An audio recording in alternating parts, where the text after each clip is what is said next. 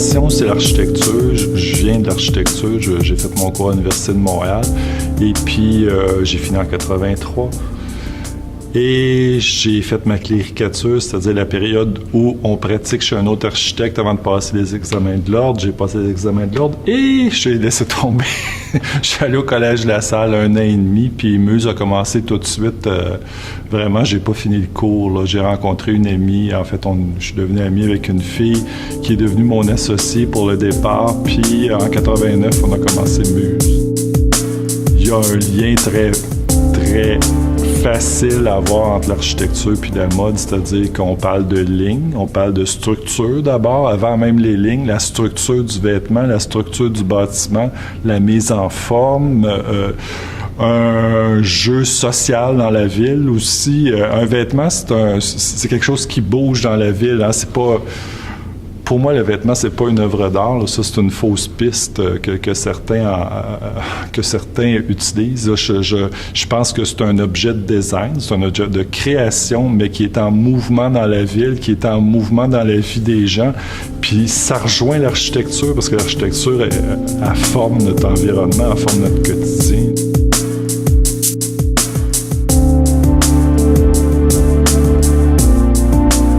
Il y a toujours une espèce de rigueur dans mon travail que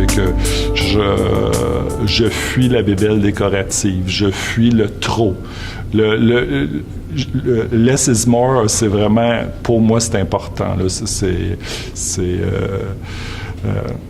Je trouve qu'un vêtement créateur, on veut s'y attacher, on veut qu'il participe à notre vie, on veut que dans le temps, qu'il y ait une pertinence aussi. J'ai horreur de la cochonnerie de la saison qu'on sait que dans 3 mois, il faut l'acheter parce que tout le monde va l'avoir acheté.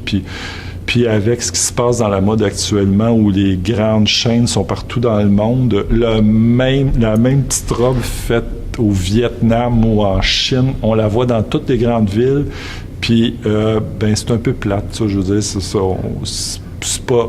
La mode, c'est quelque chose qui est... Le vêtement, c'est quelque chose par lequel tu t'exprimes. Tu t'exprimes qui t'es, tu t'exprimes ta vision de ta place dans la société. Puis, si on a tous le même vêtement, mais c'est un peu plate. Je me considère comme un créateur, mais au service des gens. Comme un architecte aussi, je pense que dans la formation d'un architecte... c'est pas un trip de diva, là, genre je suis un designer. Ça m'a jamais intéressé, puis ça a jamais traversé mon esprit que c'était mon rôle.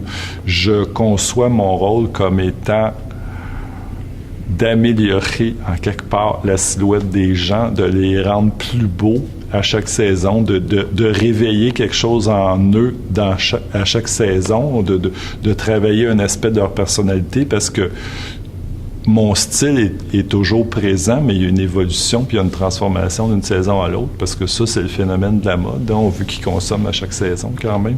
Mais à la base, mon idée, c'est que je suis au service de ces gens-là, que je travaille sur leur enveloppe corporelle, que je travaille une forme en mouvement dans la ville, dans l'environnement.